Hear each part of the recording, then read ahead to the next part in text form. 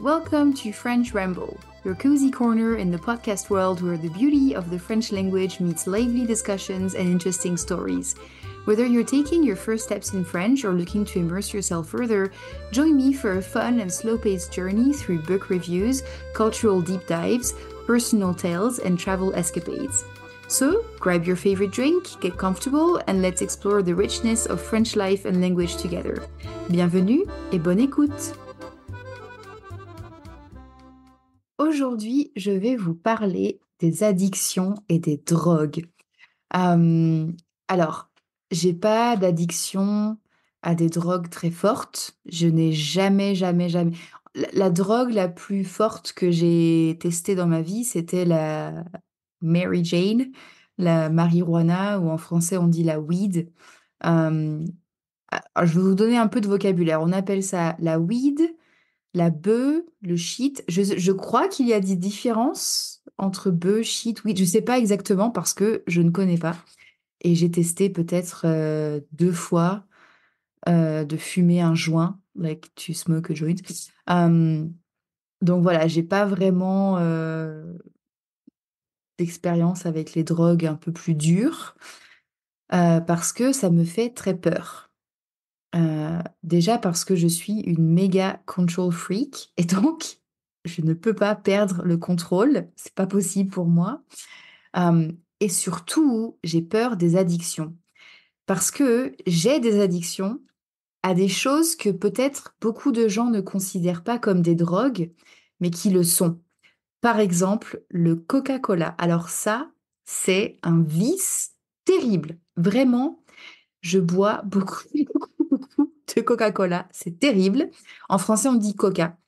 Donc, je bois beaucoup de Coca. Euh, il y a parfois des jours, là, je vais vous confesser des choses, vraiment, j'ai honte. Like, I'm so ashamed of this. So don't judge me, okay? This is a safe space for me to share my inner thoughts. So don't judge me. Um, you're basically my therapist. Donc, j'ai parfois des jours où je pense, c'est quand la dernière fois que j'ai bu de l'eau? Like, when was the last time that I drank water? Like, oh mon Dieu, mais c'est horrible.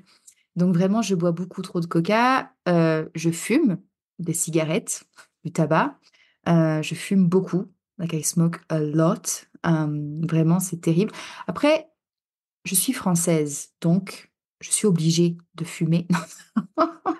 Les excuses, oh my God. Non, je fume beaucoup. Et donc, j'ai très peur, en fait, des addictions. Et c'est pour ça que je ne teste pas des drogues plus dures parce que bah, j'ai peur de l'expérience, mais j'ai peur aussi de aimer ça et de devenir addict, devenir accro. So accro is like addicted. J'ai peur de devenir accro à des choses comme ça.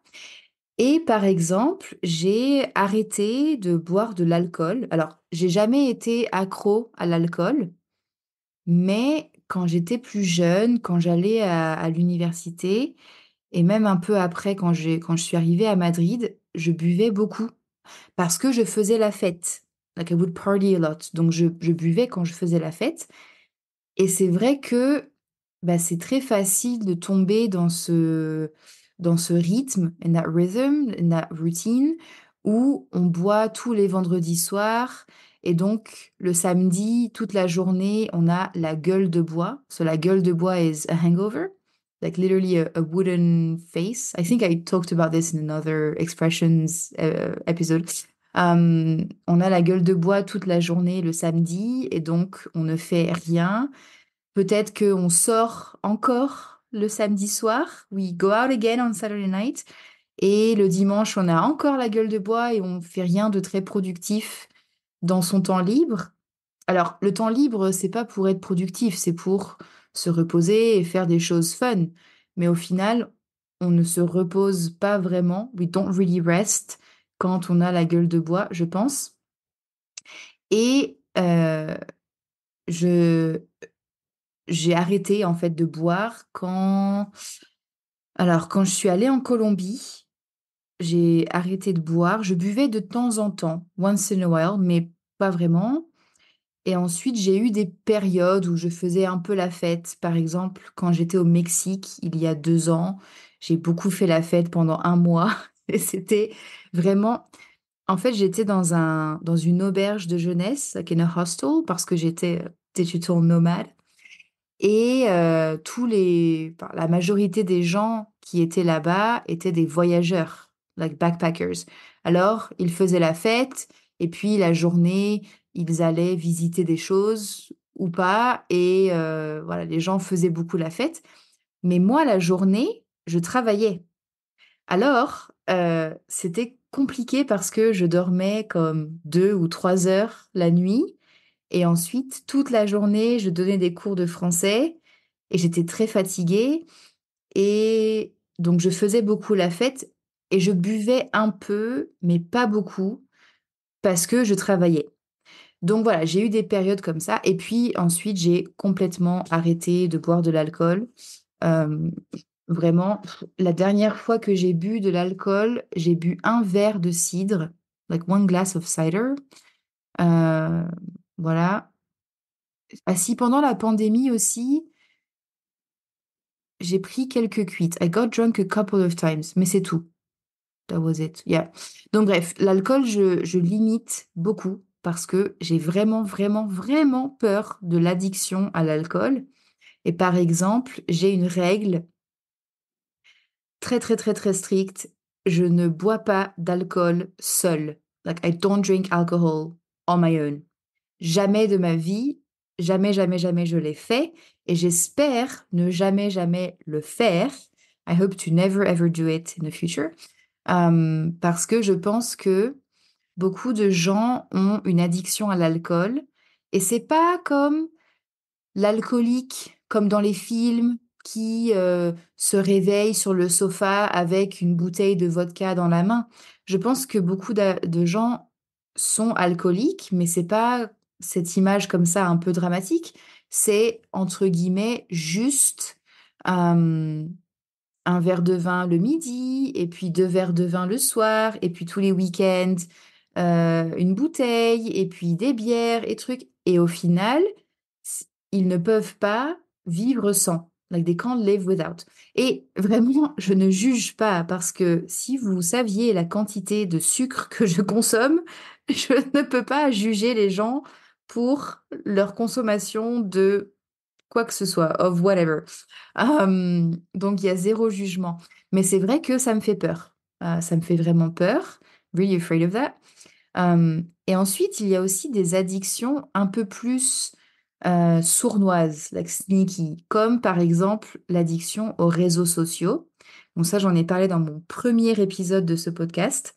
L'addiction aux réseaux sociaux, je pense que c'est vraiment un problème aussi. Euh, et ça, j'ai arrêté. Alors, je dois vous confesser autre chose. J'ai réinstallé TikTok sur mon téléphone et après une semaine, peut-être deux, je pense que je vais l'effacer. I'm gonna delete it again, vraiment, parce que après 2 semaines, j'ai recommencé à perdre des heures et des heures sur TikTok. Donc vraiment, c'est une addiction et c'est terrible parce que, en fait, je pense qu'il y a des choses qui ne sont pas socialement acceptables. Par exemple, si vous allez au restaurant et que vous vous injectez de l'héroïne dans le bras, wait, is that how you take heroin? You inject it, right? I have no idea. I don't know anything about drugs. Je pense que c'est comme ça. Bref, si vous faites quelque chose de ce style-là, tout le monde dans le restaurant va vous regarder, peut-être ils vont appeler la police, etc. Si vous buvez un Coca-Cola ou un verre de vin, ou que vous passez 1 heure sur TikTok sur votre téléphone au restaurant, personne va dire quoi que ce soit. Like, no one's gonna say anything, right? Um, et donc, c'est pour ça qu'il y a des addictions qui, je trouve, sont très sournoises. Like, they're just like very sneaky, comme le sucre, le fromage, des choses comme ça. Ou comme c'est socialement acceptable de le faire en public, alors on le fait beaucoup plus. We do it that much more. Parce que on peut le faire partout. Euh, donc ouais, et par exemple, j'ai alors ah tiens, une autre addiction, le Red Bull. Oh mon Dieu! Je buvais j'ai honte de le dire, I'm so ashamed to say it.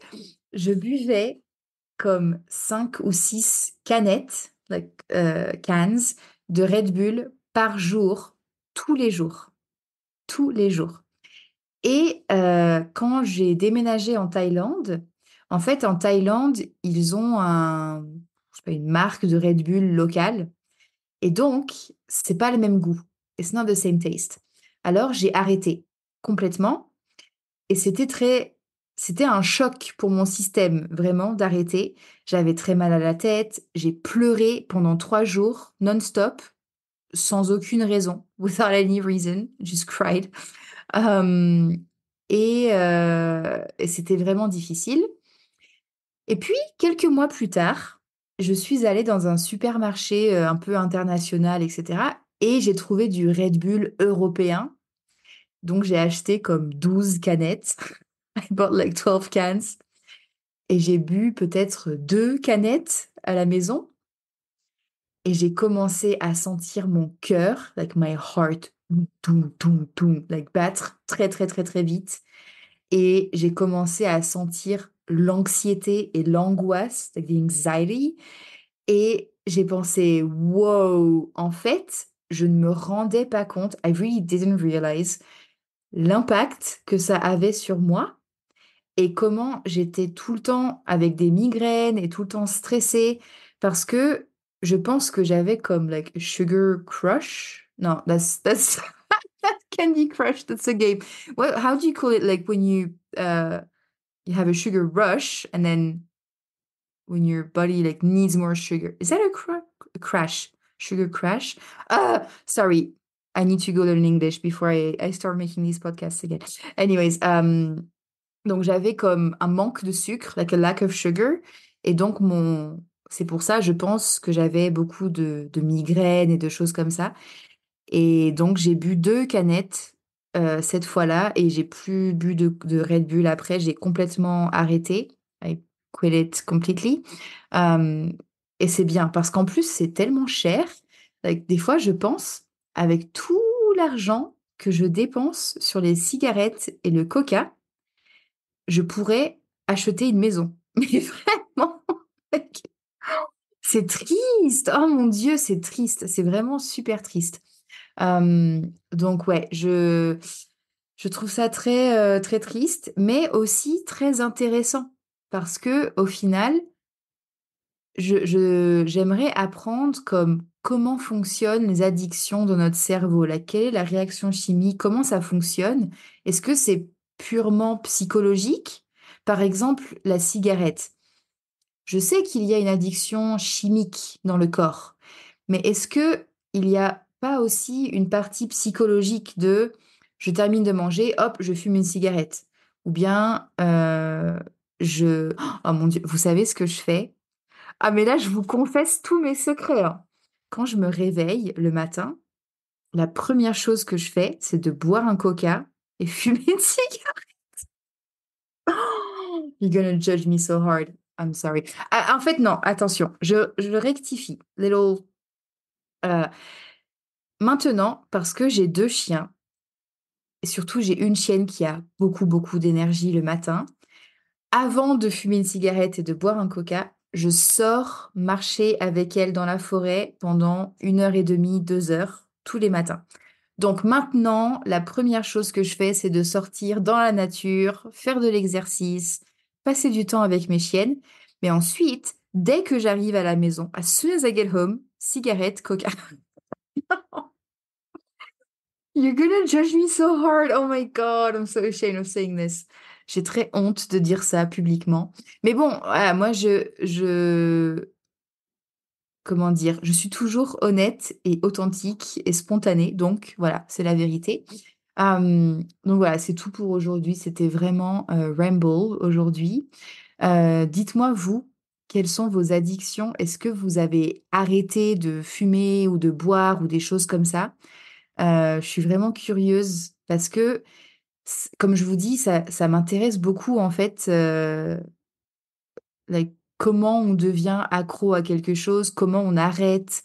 Donc partagez-moi vos expériences si vous en avez, et je ne vous jugerai pas parce que comme vous avez entendu, je suis moi-même, extrêmement, comment dire? J'ai des habitudes extrêmement malsaines, like super unhealthy habits, donc je ne juge personne vraiment. Donc partagez ça avec moi dans les commentaires ou par message, ça m'intéresse vraiment, vraiment. Alors, c'est tout pour aujourd'hui. À bientôt.